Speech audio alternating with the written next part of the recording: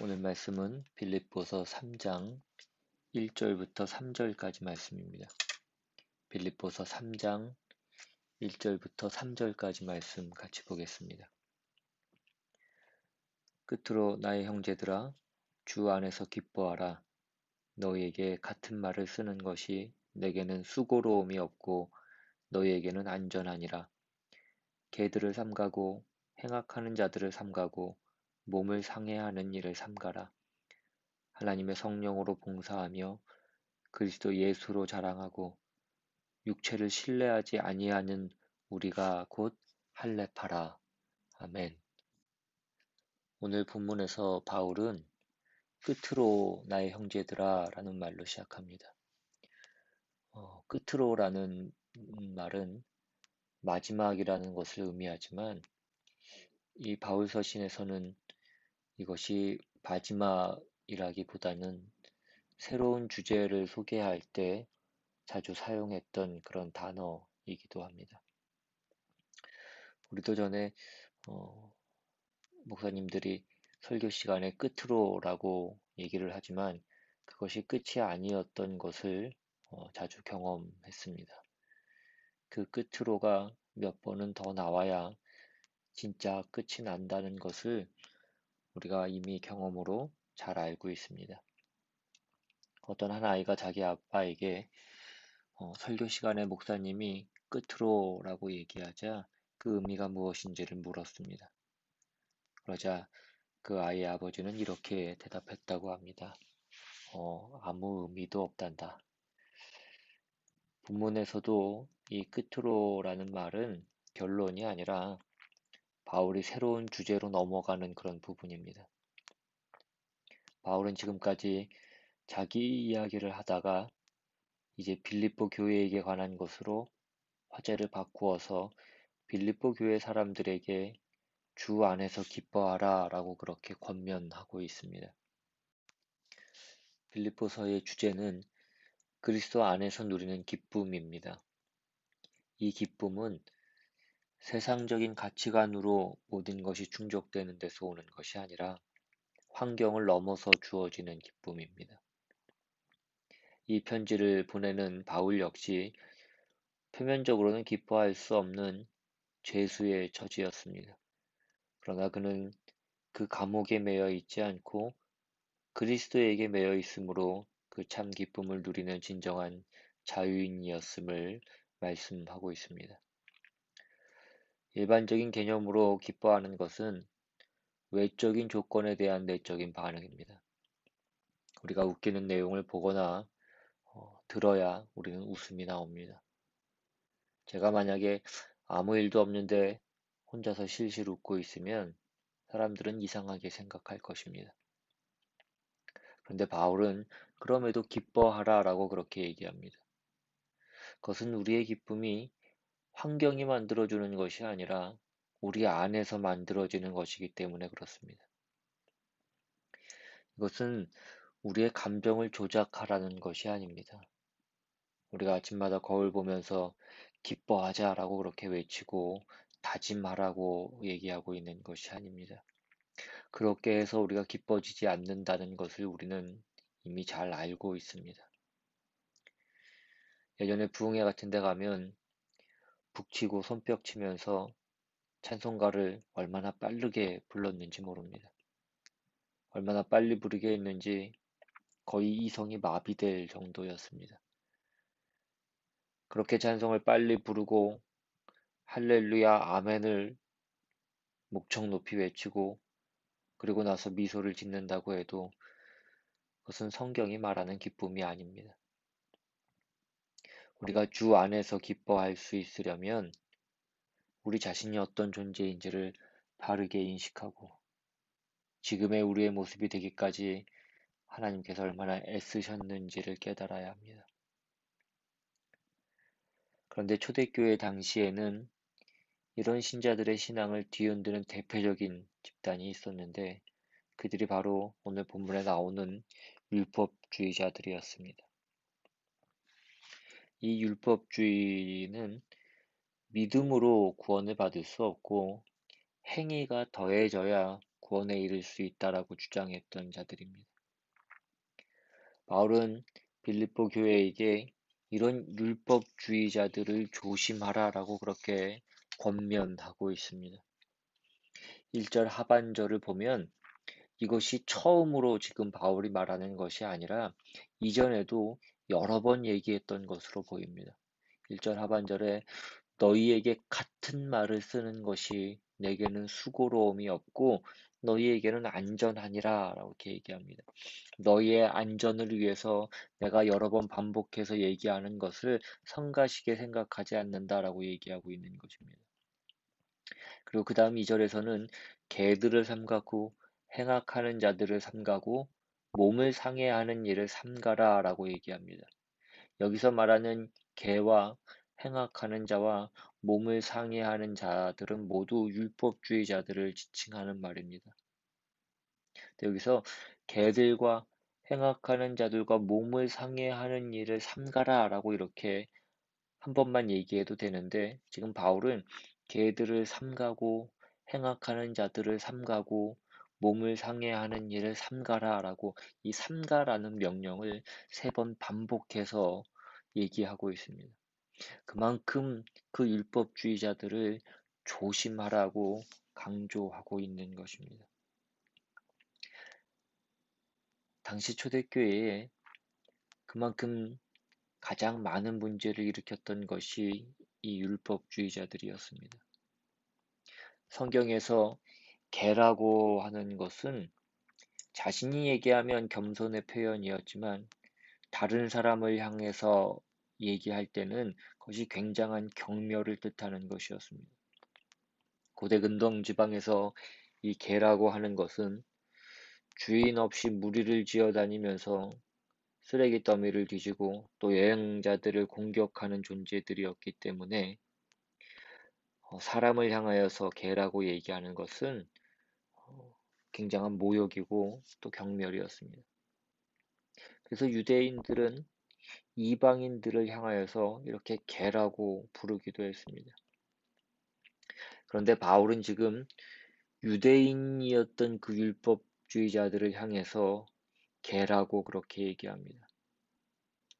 바울이 유대인을 개라고 한 것은 굉장히 심하게 표현하고 있는 것입니다. 바울은 지금 빌립보 교회 교인들에게 유대인들이 너희를 향해서 개라고 얘기하고 개와 같은 존재로 취급을 하지만 실은 너희가 그런 존재가 아니라 너희에게 거짓 복음을 전하는 그들이 바로 그런 존재다라고 얘기하고 있는 것입니다. 또한 바울은 그들을 향해서 행악하는 자들이라고 그렇게 얘기합니다. 그들은 구원을 얻기 위해서는 인간의 공로가 필수적인 것이라고 그렇게 가르쳤는데 그들의 그런 가르침이 사람들을 잘못되게 만든다라는 것입니다. 교회와 그리스도인들의 신앙을 뒤엎고 분열과 당파를 조장하는 악을 행하는 자들이라고 말하는 것입니다. 또 마지막으로 몸을 상해하는 일을 삼가라라고 그렇게 얘기하고 있는데 이것은 그 이전 그 개역 한글 성경 번역본에 보시면 이 2절 말씀이 개들을 삼가고 행악하는 자들을 삼가고 마지막 부분이 손할례당을 삼가라라고 그렇게 되어 있습니다. 개인적으로는 이 이전 번역이 그 원문의 그 뉘앙스를 더 잘 살린 번역이라고 그렇게 생각을 하는데 왜냐하면 바울은 지금 언어 유희를 사용하고 있습니다. 그러니까 몸을 상해하는 일이라는 것과 그 할례라는 말의 어근이 같은데 바울이 지금 그것을 이용해서 저 할례를 주장하는 율법주의자들을 몸을 상해하는 자들이라고 그렇게 손할례당이라고 그렇게 부름으로써 그들은 몸을 상하게 하는 할례를 주장하는 손할례당에 불과하고 그와 비교해서 오늘 본문 3절 마지막 그 부분에 보시면 우리가 곧 할례파라 라고 그렇게 얘기함으로써 우리가 진짜 할례당이다 라고 그렇게 비교해서 얘기하고 있는 것입니다. 바울이 지금 그 언어 유희를 사용해서 할례로 대표되는 그 율법주의자들을 신랄하게 공격하고 있습니다. 우리가 지난 시간에는 그 2장 마지막에 나왔던 그 에바브로디도를 어떤 문제 때문에 그 빌립보 교회로 돌려보낼 수밖에 없는 그 문제에 있어서 그가 어떤 문제가 있었던 에바브로디도에게 어떤 결격 사유가 있었던지 간에 그것을 얘기하지 않고 그를 감싸주며 그 빌립보 교회에게 그를 기쁨으로 존귀하게 그렇게 영접하라라고 그렇게 얘기했던 바울이 여기서는 굉장히 험한 말을 쏟아내고 있는 것을 우리는 보게 됩니다. 개들을 삼가고 행악하는 자들을 삼가고 몸을 상해하는 일을 삼가라라고 이렇게 얘기합니다. 물론 여기서 말하는 이 율법주의자들, 이 행악자들이라고 표현되고 있는 그 율법주의자들은 도덕적으로 잘못된 행위를 하고 있기 때문도 아니었고 어떤 그들이 악의를 갖고 행동하고 있기 때문도 아니었습니다. 그들이 행위에 의존한 것은 결국에는 자기 의존을 초래하게 만들고 그것이 우리가 하나님을 필요한 그 하나님의 필요성을 약하게 만들어 버리는 것이기 때문에 그들은 행악자들이라는 것입니다. 기독교 신앙의 가장 큰 문제가 되는 것은 예수 그리스도만이 기독교 신앙의 근거가 되고 그 조건이 되는 것 위에 무언가를 더하는 것입니다. 그 문제에 대해서만은 성경이 언제나 이 심각한 경고를 얘기합니다. 할례나 율법 같은 것으로 그 신앙을 확인하고 싶고 근거를 가지고 싶은 것이 어쩌면 우리들의 본성입니다. 종교란 그래서 어떤 의미에서 도덕의 극단까지 가는 것입니다. 도덕의 극단이라는 것은 기독교 신앙이 은혜 위에 서 있는 것에 반대해서 이 도덕이라는 것은 인간이 만들어낼 수 있는 의를 말하는 것입니다. 즉, 그 뿌리와 근거가 다른 것입니다. 하나님이 근거가 되시느냐, 인간이 근거가 되느냐 하는 이 문제는 우리가 기독교 신앙을 이해하는 데 있어서 가장 조심해야 되는 문제입니다. 우리가 믿지 않는 세상에 나가면 모든 종교에 대한 비판은 이 도덕성입니다. 사람들이 예수 믿는 사람들이 왜 그래? 라고 그렇게 얘기를 하는데 그 얘기 속에는 왜 일반인만한 정도의 그 도덕성도 너희들에게 없느냐라는 그런 비난입니다.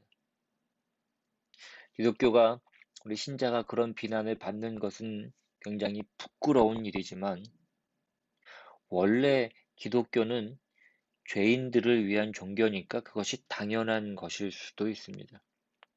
그 죄 중에는 꼭 영적인 문제만 있는 것이 아니라 도덕과 상식에서도 걸리는 사람들이 있는 것입니다. 세상도 받아주지 않는 사람들을 예수님은 받아주신 것입니다. 그게 교회입니다. 그러니까 우리가 사실 예수 믿는 사람들에게 어떤 일정한 수준을 요구하는 것은 당연한 일이지만 그것이 어떤 조건으로 요구되는 것인지 아니면 은혜를 받은 자로서의 어떤 책임을 지적하는 것인지는 우리가 늘 분별해야 되는 문제입니다. 원래 성경이 말하는 율법은 사실은 이런 우리의 자기 확인이나 자기 의의 확인을 위해서 준 것이 아닙니다. 출애굽기 19장으로 가시면 출애굽기 19장 1절 이하에 이스라엘 자손이 애굽 땅을 떠난 지 3개월이 되던 날 그들이 시내 광야에 이르니라. 그들이 르비딤을 떠나 시내 광야에 이르러 그 광야에 장막을 치되 이스라엘이 거기 산 앞에 장막을 치니라. 모세가 하나님 앞에 올라가니 여호와께서 산에서 그를 불러 말씀하시되 너는 이같이 야곱의 집에 말하고 이스라엘 자손들에게 말하라. 내가 애굽 사람에게 어떻게 행하였음과 내가 어떻게 독수리 날개로 너희를 업어내게로 인도하였음을 너희가 보았느니라. 세계가 다 내게 속하였나니 너희가 내 말을 잘 듣고 내 언약을 지키면 너희는 모든 민족 중에서 내 소유가 되겠고 너희가 내게 대하여 제사장 나라가 되며 거룩한 백성이 되리라. 너는 이 말을 이스라엘 자손에게 전할지니라.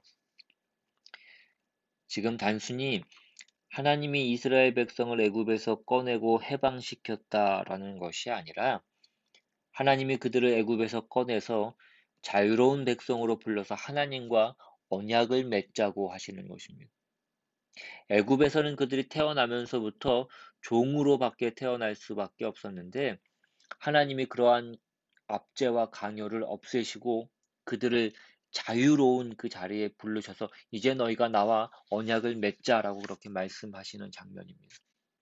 내가 너희를 구해줬으니 나에게 이런 보답을 해라 라는 것이 아니라 우리가 이제 언약을 맺자. 너희가 내 백성이 되기를 원하면 나는 너희의 하나님이 되어 너희는 모든 민족 중에서 내 소유가 될 것이며 너희가 내게 대하여 제사장 나라가 되며 거룩한 백성이 되리라 라는 그 명예로운 약속과 내용과 조건을 제시하시는 장면입니다. 이것이 요약하면 율법이라는 것입니다.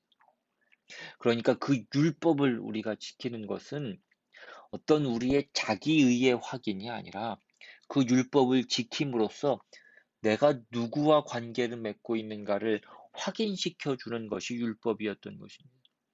우리에게서 난 의가 아니라 하나님의 의를 요구받고 있다는 것을 기억하라가 율법을 지켜야 되는 이유입니다. 그리고 하나님과 우리가 언약을 맺은 사이라는 것을 증거해주는 어떤 외적 증표로서 요구됐던 것이 할례였습니다. 우리가 그렇게 함으로써 내가 누구에게 속했는가, 어떤 자리로 부름을 받고 그 부르신 분이 나에게 무엇을 약속했고 내가 어떻게 답하기로 했는가 하는 어떤 그 신실함과 진정함에 대한 증표가 할례였던 것입니다. 그러나 그것 자체가 어떤 내용일 수는 없습니다.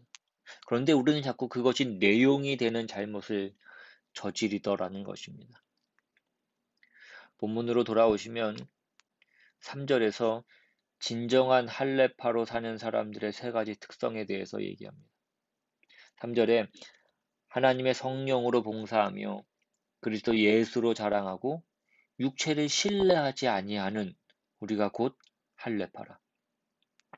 진정한 할례파는 첫째로 하나님의 성령으로 봉사한다라고 이렇게 말씀합니다.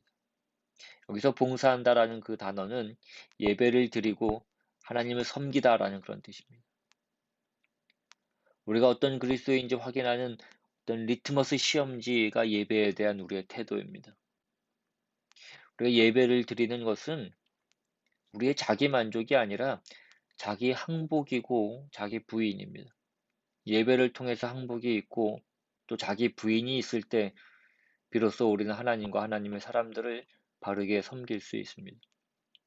또한 그 예배와 섬김은 반드시 성령 안에서 이루어질 때에 그것은 처음부터 끝까지 바르게 나아갈 수 있습니다. 그렇지 못할 때 우리는 또한 율법주의자처럼 우리의 의를 드러내게 되어 있다는 것입니다. 진정한 할례파의 특징 두 번째는 그리스도 예수로 자랑함입니다. 이것은 우리가 그리스도 예수를 우리의 온 삶으로 드러낸다는 의미입니다. 진정한 할례자는 자기 자신이나 자신의 업적을 자랑하는 것이 아니라 예수 그리스도를 자랑하는 것입니다. 바울은 갈라디아서 6장 14절에서 그러나 내게는 우리 주 예수 그리스도의 십자가 외에 결코 자랑할 것이 없으니라고 그렇게 얘기했습니다. 세 번째 특징은 육체를 신뢰하지 않은 것입니다. 여기서 말하는 육체라는 것이 무엇입니까? 여기서 말하는 육체라는 것은 자기가 할 수 있는 것과 그 할 수 있는 자기가 모든 것인 것을 육체라고 말하는 것입니다. 내가 전부인 그 근거와 확인, 그것을 육체라고 합니다. 그러나 원래 할례와 율법의 목적은, 그리고 그 의미는 다 내가 나라는 존재로부터 충분한 조건과 목적이 되는 존재가 아니라 하나님이 나에게 유일한 조건이고 목적인 존재가 되었다를 확인하는 것입니다. 그것이 율법입니다. 요한복음 15장에 가면 이 문제들을 예수님께서는 이렇게 표현하셨습니다. 15장 9절 이하에 아버지께서 나를 사랑하신 것 같이 나도 너희를 사랑하였으니 나의 사랑 안에 거하라. 내가 아버지의 계명을 지켜 그의 사랑 안에 거하는 것 같이 너희도 내 계명을 지키면 내 사랑 안에 거하리라. 여기에 계명이 왜 나오고 있습니까? 강요로 얘기하지 않습니다. 계명이란 상대방의 깊은 뜻에 기꺼이 참여하는 것입니다. 그것이 계명입니다. 할례가 그렇고 율법이 그렇듯이 하나님과 우리의 약속 속에는 그 약속이 가지는 그 약속한 쌍방 간의 대등한 존중과 책임이 있습니다.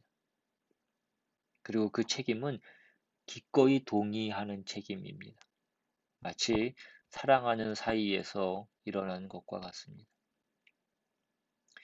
여러분, 우리가 누군가와 사랑하는 사이가 되면 우리는 기꺼이 종이 되기로 합니다. 상대방이 좋아하는 거 좋아하기로 합니다. 예수님께서 어떻게 하신다고 말씀합니까? 내가 아버지의 계명을 지켜 그의 사랑 안에 거하는 것 같이라고 말씀합니다. 이것이 율법의 정신입니다. 어느 것에도 자기를 위한 것은 없습니다. 계명을 지키는 것이 상대방을 향한 자원하는 마음, 기쁜 마음으로 그것이 존재하고 있지.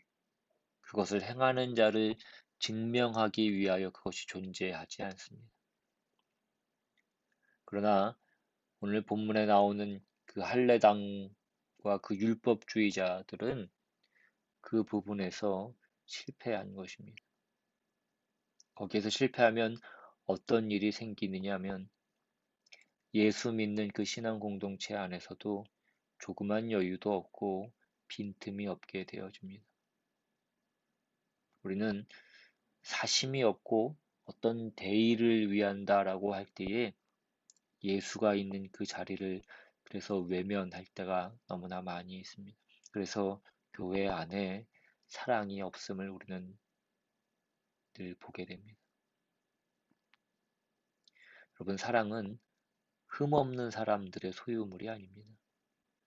사랑은 못난 자들에게도 허락되는 하나님의 부요하신 선물입니다. 그런데 왜 기독교가 사랑을 얘기할 수 없게 됐는지 모르겠습니다. 사랑은 용서와 겸손과 희생과 이해의 적극적인 실천을 사랑이라고 합니다. 성경에 나오는 유명한 그 신약 교회였던 고린도 교회는 문제투성이의 교회였습니다. 그들은 서로를 가혹하게 비판했고 사소한 신학적인 문제로 극심한 분열을 일으키고 있었고 사사건건 소송을 걸고 또 가난한 사람들의 어려움을 모른 채 하는 그런 식의 문제가 늘 끊이지 않고 가득한 교회였습니다. 만약 그런 그 교회가 우리 교회였다라고 한다면 아마 저를 포함한 많은 분들이 교회를 포기하고 말았을 것입니다. 근데 바울은 그 교회를 포기하지 않았습니다. 예수님이 교회를 포기하지 않은 이유와 같습니다. 예수님이 가르쳐 주신 교회는 가족이기 때문입니다. 교회에 속한다라는 것은 불완전한 사람이 다른 불완전한 사람들과 함께 불완전한 공동체를 이루어서 예수님을 통해서 함께 더 나은 미래를 향해 나아간다는 뜻입니다. 고린도 교회의 온갖 흠과 죄와 위선과 약점에도 불구하고 바울은 그들에게 희망을 잃지 않았습니다. 그들이 훌륭한 사람이어서가 아니라 예수님이 훌륭한 구주이시기 때문입니다. 바울은 예수님이 그들의 속에서 시작하신 일을 완성하실 것을 알았습니다. 그래서 그들을 포기하지 않습니다. 그들을 외면하거나 창피해하지 않고 그들을 사랑하는 형제 자매와 아들, 딸로 부르고 있습니다. 여러분, 기독교 신앙에서 옳음이라고 하는 것은 어떤 한 점의 흠도 없고 점도 없는 그 완벽함을 추구하는 것이 아니라 옳을 뿐만 아니라 불의한 자를 끌어안는 품이 있을 때 그것을 옳다고 하는 것입니다. 그런데 우리는 늘 여기서 실패합니다. 여러분, 우리가 거기까지 가지 않으면 우리는 예수 믿는다는 말이 무슨 말인지 여전히 모르는 것입니다. 예수님이 우리를 위해서 십자가에서 그 모욕된 죽음을 당하셨다라는 것을 우리가 부인하는 것입니다. 유명한 그 소설인 뱀파이어 연대기 그 시리즈의 저자인 앤 라이스라는 사람이 늦지막한 나이에 교회에 다니기 시작했다고 합니다. 그런데 그가 그렇게 교회에 다니기 시작한 지 한 10년쯤이 되었을 때에 그녀는 더 이상 교회에 나가지 않겠다라고 그렇게 결정했습니다. 그리고 2010년에 그녀는 다음과 같은 글로 기독교를 탈퇴하는 것을 선언했습니다. 뭐라고 얘기했냐면, 오늘 나는 크리스천이기를 그만둔다. 이제 더 이상 교회에 나가지 않기로 결심했다. 계속해서 그리스도께는 헌신하겠지만 크리스천으로 살거나 기독교에 소속되지는 않을 것이다. 나로서는 다투기를 좋아하고 적대적이고 논쟁하길 좋아하고 지독히 악명 높은 이 집단에 더 이상 속하기가 힘들다. 10년 동안 노력했지만 실패했다. 이제 나는 영원히 탈퇴하기로 결심했다. 신자로 회심한 사건이 내게 가장 중요하지만 그리스도를 따르는 것이 그분의 추종자들을 따르는 것을 의미하지 않는다는 것을 알았다. 여러분, 이 앤 라이스의 말이 어떤 면에서는 굉장히 일리가 있는 것처럼 그렇게 보이기도 합니다. 다투기 좋아하고 적대적이고 논쟁하기 좋아하고 지독히 악명 높은 그 집단에서 탈퇴하겠다고 얘기하는데 그것을 누가 뭐라고 얘기할 수 있겠습니까? 우리도 그동안 교회 다니면서 아마 여러 번 느꼈던 그런 어떤 충동일 것입니다. 그러나 과연 그 탈퇴가 답이냐 하는 것입니다. 비록 골치 아픈 사람들이라고 할지라도 하나님이 사랑하는 사람들을 멀리하고 하나님과 관계를 맺을 수 있느냐 하는 것입니다. 예수님이 애정을 담아서 신부라고 부르시는 그 교회를 거부하고도 예수님을 우리의 아버지며 형제라고 주장할 수 있느냐 하는 것입니다.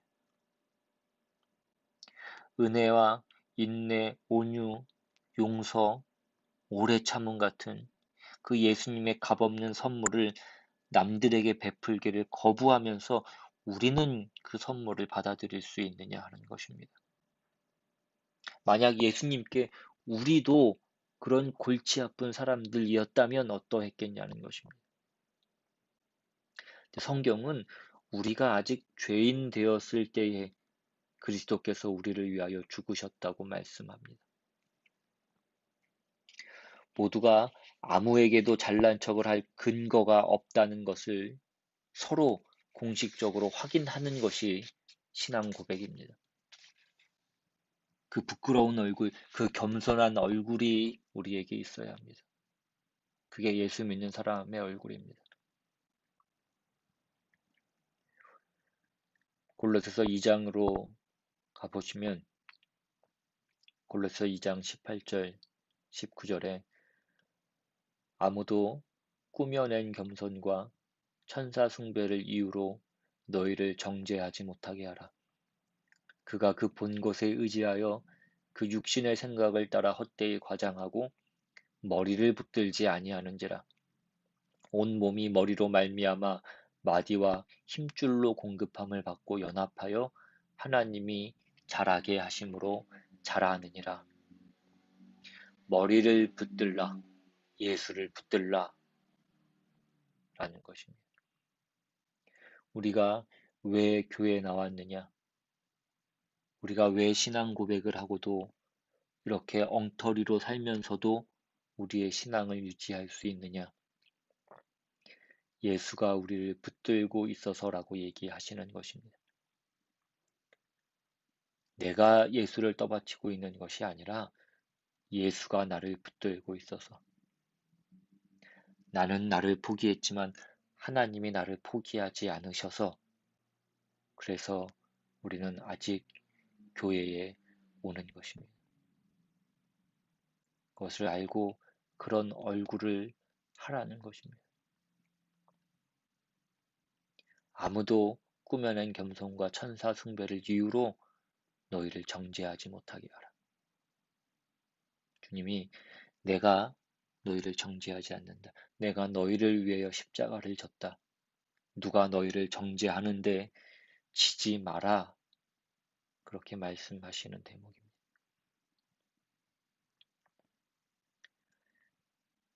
한 장 앞에 있는 골로새서 1장으로 가시면 19절 이하에 아버지께서는 모든 충만으로 예수 안에 거하게 하시고 그의 십자가의 피로 화평을 이루사 만물 곧 땅에 있는 것들이나 하늘에 있는 것들이 그로 말미암아 자기와 화목하게 되기를 기뻐하심이라. 전에 악한 행실로 멀리 떠나 마음으로 원수가 되었던 너희를 이제는 그의 육체의 죽음으로 말미암아 화목하게 하사 너희를 거룩하고 흠없고 책망할 것이 없는 자로 그 앞에 세우고자 하셨으니 만일 너희가 믿음에 거하고 터 위에 굳게 서서 너희 들은 바 복음의 소망에서 흔들리지 아니하면 그리하리라. 이 복음은 천하 만민에게 전파된 바요 나 바울은 이 복음의 일꾼이 되었노라. 예수 안에서 하나님이 우리를 받아주셨다. 이것이 복음이다. 걱정하지 마라. 내가 이 일을 위하여 사도가 되었고 이 일을 위하여 내 목숨을 걸고 있노라. 이것이 기독교 신앙이다. 아무도 겁낼 것 없다. 그리고 자랑해서도 안 된다. 라는 것입니다.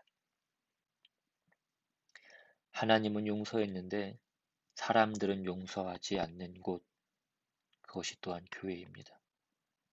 교회가 교회사 내내 저질러 온 그런 실수입니다. 오늘 저와 여러분도 오늘 말씀을 통하여서 내가 교회에서 받은 상처 혹은 준 상처들을 다시 한번 돌아보실 수 있기를 바랍니다.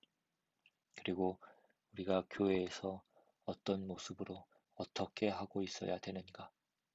모든 어려움에도 불구하고 교회에 나오는 것이 어떤 의미인가? 그것을 다시 한번 기억하시고 또 우리의 신앙 고백을 다시 한번 확인해 보는 그런 복된 시간이 되시기를 주님의 이름으로 축원합니다. 기도하겠습니다. 사랑과 은혜가 많으신 하나님 아버지, 오늘도 말씀을 통하여서 우리가 어떤 모습인지 어떤 존재인지 다시 한번 기억하게 하시고 그런 우리를 주님께서 어떻게 사랑하시고 어떻게 불러주셨는지 또 어떻게 만들어 가시는지 다시 한번 깨달음으로 나의 의와 나의 존재에 의지하지 않게 주님 도와주시옵시고 온전히 주님의 은혜와 주님의 사랑에 의지하며 그 주님을 신뢰하며 우리가 받았던 그 사랑과 그 은혜를 또 우리의 이웃과 우리의 믿음의 형제들에게 내어 보낼 수 있는 주님이 나를 판단하시 하는 것처럼 나도 우리의 지체들을 판단하지 않도록 그래서 정말 교회가 교회다운 하나님이 원하시는 그 모습으로 바르게 세워져 나아갈 수 있도록 그 일에 우리가 쓰임받고 사용되어질 수 있도록 주님 우리를 붙들어 주시옵시고 우리를 인도하여 주시옵소서. 감사드리고 예수님의 이름으로 기도드리옵나이다. 아멘. 찬양하고 주기도문으로 예배를 마칩니다.